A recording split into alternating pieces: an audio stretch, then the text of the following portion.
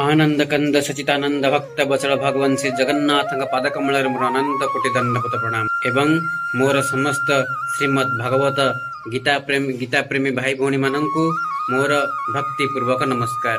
तेबे चलंतु श्रीमद् भागवत गीता अमृतवाणी श्लोक नंबर 13 को श्रवण करिबा। प्रथमे ओडिया सरल व्याख्या और तापरे संस्कृत श्लोक को श्रवण करिबा। ओम नमः भगवते वासुदेवाय। ओम श्री परमात्मने नमः। अथ प्रथमोध्याय अर्जुन विषाद जोग।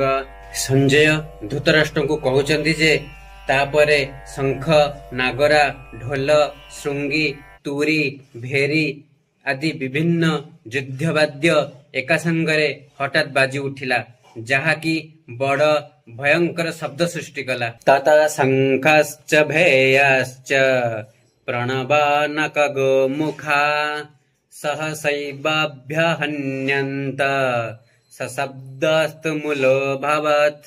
हरे कृष्णा। आज पाई एतिकी, पुणी देखा हबो आगामी श्लोक रे। से पर्यंत आपण माने भगवान नाम स्मरण करंतु, भगवान नाम जप करंतु एवं आनंद रे रुहंतु। जदि मोर ए श्लोक भल लगी थाए तेबे लाइक कमेंट सब्सक्राइब करबा पई भूलिबे नहीं।